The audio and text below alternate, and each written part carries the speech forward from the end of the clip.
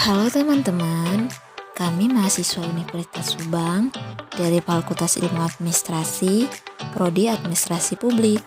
Video ini dibuat untuk menyelesaikan salah satu tugas kelompok di mata kuliah Dasar-Dasar Ilmu Administrasi dengan dosen pengampu Bapak Lucky Natika, SAP, MSI. Kami dari kelompok 2 terdiri dari 3 anggota yang masing-masing bekerja sama dalam memenuhi tugas ini.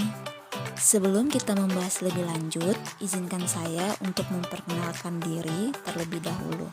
Saya sendiri, Mayria Surati Langobelan, sebagai moderator dalam kelompok ini dengan NPM A1A221001. Kemudian ada Gina Salsabila dengan NPM A1A221002 dan Nur Siti Adawiyah dengan NPM A1A221016. Kami dari kelompok 2 akan membahas tentang manajemen. Untuk mempersingkat waktu, ini dia video presentasi dari kami. Latar belakang. Lahirnya konsep manajemen dipelopori oleh Adam Smith. Beliau mengatakan bahwa sesuatu pekerjaan akan lebih cepat dan berhasil apabila pekerjaan tersebut dilakukan secara berulang-ulang dan dibagi ke dalam klasifikasi atau kelompok tertentu. Pada saat revolusi industri yang terjadi di Inggris, disitulah mulai berubahnya tenaga manusia menjadi digantikan tenaga mesin. Sehingga dengan demikian semua produk yang dulunya dikerjakan di dalam rumah berubah menjadi mesin di pabrik-pabrik. Keadaan ini yang dibutuhkan sebuah ilmu tentang bagaimana mengatur permintaan pasar, melihat persediaan bahan baku, serta memberikan pengarahan kerja dan sebagainya. Dan ilmu manajemenlah yang digunakan. Pada saat itu, lahirnya manajemen dilatar belakangi akan peristiwa penting tersebut. Pengertian manajemen. Kata manajemen berasal dari bahasa Inggris, yakni manage, yang memiliki arti mengatur, merencanakan, mengolah, mengusahakan, dan memimpin. Secara etimologis, manajemen merupakan seni untuk melaksanakan dan mengatur. Hal tersebut yang mendasari manajemen sebagai seni mengelola dan mengatur agar tersusun secara rapi. Istilah manajemen tersebut biasanya diidentikan dengan dunia bisnis dan perkantoran. Manajemen sangat dibutuhkan agar tujuan pribadi atau organisasi bisa tercapai. Manajemen sangat diperlukan untuk mencapai efisiensi dan efektivitas suatu kerja organisasi. Adapun pengertian menurut Pak ahli, yang pertama, Jared R. Terrial, manajemen adalah sebuah proses yang terdiri dari perencanaan, pengorganisasian, penggerakan, dan pengawasan untuk mencapai tujuan yang telah ditetapkan sebelumnya. 2. Henry Fayol, manajemen adalah sebuah proses perencanaan, pengorganisasian, dan pengawasan terhadap sumber daya yang ada untuk mencapai tujuan yang efektif dan efisien. Yang ketiga, Oi Lieng Lee, manajemen adalah ilmu dan seni untuk merencanakan, mengorganisasikan, mengarahkan, serta mengawasi manusia dengan bantuan alat-alat sehingga dapat mencapai tujuan. Yang keempat, Mary Parker Folliot I, manajemen adalah sebuah seni untuk menyelesaikan pekerjaan melalui orang lain. Pengertian ini dapat diartikan sebagai fungsi seorang manajer yang mengatur dan mengarahkan orang lain untuk mencapai tujuan organisasi. Yang kelima, Frederick Winslow Taylor, manajemen adalah seni mengetahui apa yang harus dilakukan dan melihat bahwa itu dilakukan dengan cara sebaik mungkin. Keenam, Couch and Weyrich, manajemen adalah proses merancang dan memelihara lingkungan di mana individu bekerja sama dalam kelompok secara efisien mencapai tujuan yang dipilih. Selanjutnya, unsur-unsur manajemen. Unsur-unsur manajemen yang pertama ialah manusia. Dalam kegiatan manajemen, sumber daya manusia membuat rencana dan tujuan yang ingin diraih. Untuk itu, tanpa adanya manusia, kegiatan manajemen tidak ada. Yang kedua, uang. Uang menjadi unsur penting dalam kegiatan manajemen karena menjadi perantara utama dalam mencapai tujuan. Biaya operasional dalam sebuah kegiatan manajemen tentu membutuhkan uang agar dapat berjalan dengan baik. Yang ketiga, material. Unsur manajemen ini adalah salah satu faktor penting karena kualitas bisnis dipengaruhi oleh kualitas material yang dipilih. Jadi, jika material yang dipilih buruk, tujuan manajemen akan sulit tercapai. Yang keempat, metode. Unsur ini memengaruhi kinerja dalam sebuah manajemen. Jika metode yang dibuat berdasarkan target, fasilitas, waktu, uang, dan kegiatan bisnis, kegiatan manajemen pasti akan berjalan lebih lancar. Unsur ini juga perlu mendapat campur tangan manusia agar dapat tercipta dengan baik.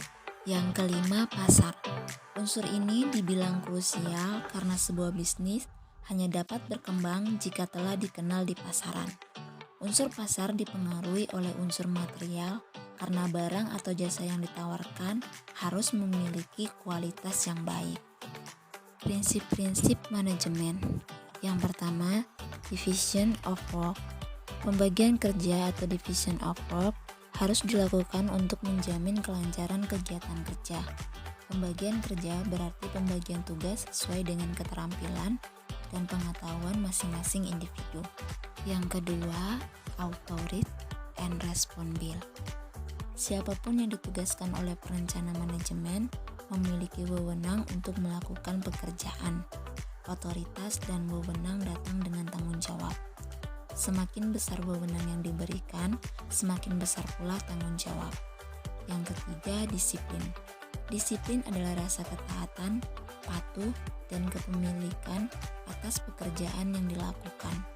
Seseorang yang diberi wewenang harus mampu menanamkan kedisiplinan dalam dirinya agar dapat menuaikan tugasnya. Yang keempat, unity of command. Ketika seseorang bekerja, ia harus tahu kepada siapa yang bertanggung jawab. Harus sesuai dengan kewenangan yang diberikan kepadanya. Dengan kata lain, perintah dari manajer dalam disiplin, ilmu yang berbeda hanya menunggu pembagian kerja, wewenang dan tanggung jawab karyawan. Yang kelima, unity of direction. Pekerja atau perwakilan juga perlu mengetahui dari mana ia menerima pesanan. Penting untuk mengetahui siapa yang akan bertanggung jawab nanti. Selanjutnya, fungsi manajemen. Dalam manajemen, ada 5 fungsi yang saling memengaruhi suatu sama lain. Fungsi tersebut antara lain perencanaan, pengorganisasian, penempatan, atau staffing, pengarahan, dan pengawasan. Tanpa adanya salah satu dari fungsi ini, bukan tidak mungkin kegiatan manajemen akan berakhir tak sesuai rencana atau tujuan. Selanjutnya, tujuan manajemen. Secara umum, tujuan manajemen adalah memperoleh hasil maksimal sesuai target yang telah ditentukan sebelumnya. Ada beberapa tujuan manajemen seperti berikut. Yang pertama, menjalankan dan menilai strategi perencanaan yang telah dikonsep agar pelaksanaannya berjalan sesuai arahan. Yang kedua, melakukan peninjauan terhadap pelaksanaan fungsi manajemen juga cara kerja kelompok ketika menjalankan tugasnya. Yang ketiga, melakukan pembaruan terhadap fungsi manajemen terutama pada strategi pelaksanaannya. Hal ini dilakukan agar target tetap tercapai apabila ada kendala dalam pelaksanaan rencana. Yang keempat, meninjau kekuatan organisasi, mengetahui kelemahan, juga mengantisipasi ancaman yang mungkin terjadi. Yang kelima, membuat sebuah terobosan baru yang berfungsi meningkatkan kinerja kelompok. Inovasi ini juga pastinya akan berimbas positif terhadap pencapaian rencana sesuai target. Jenis-jenis manajemen. Yang pertama, manajemen keuangan. Yang kedua, manajemen pemasaran. Yang ketiga, manajemen sumber daya manusia. Yang keempat, manajemen strategi. Yang kelima, manajemen pendidikan. Yang keenam, manajemen operasional. Dan yang terakhir, manajemen produksi. Hubungan antara manajemen dan administrasi. Istilah manajemen dan administrasi dalam arti luas sering diartikan sama, tapi sering juga diartikan berbeda. Ada yang berpendapat bahwa manajemen hanya merupakan salah satu unsur dari administrasi. Delingji misalnya, ia mengemukakan bahwa administrasi terdiri dari 8 unsur yaitu organisasi, manajemen, komunikasi, informasi, personalia, finansial, budgeting, dan hubungan masyarakat. Garis Batas antara manajemen dan administrasi sangat tipis dan tidak jelas. Keduanya kelihatan sama tapi sangat berbeda pada kegiatannya. Karena administrasi biasanya digunakan pada kalangan pemerintahan, sedangkan manajemen digunakan oleh kalangan swasta. Akan tetapi, pada kenyataannya manajemen dan administrasi tidak dapat dipisahkan. Manajemen sebagai subkonsep yang bertugas melaksanakan semua kegiatan, sedangkan administrasi bersifat konsep menentukan tujuan dan kebijakan umum secara menyeluruh. Perbedaan manajemen dan administrasi berdasarkan perannya ialah manajemen sebagai pelaksana, sedangkan administrasi sebagai penentu. Kewenangan manajemen pada level menengah ke bawah dan administrasi berwenang pada level menengah ke atas. Selain itu, manajemen fokus pada tujuan melaksanakan pekerjaan dan ditugaskan, dan administrasi fokus untuk menentukan alokasi terbaik dari sumber daya yang terbatas. Kesimpulannya, dari beberapa penjelasan di atas, kami dapat mengambil sebuah kesimpulan bahwa manajemen merupakan sebuah ilmu dan seni yang mengatur proses dan pemanfaatan sumber daya manusia dan sumber-sumber lainnya secara efektif dan efisien untuk mencapai tujuan.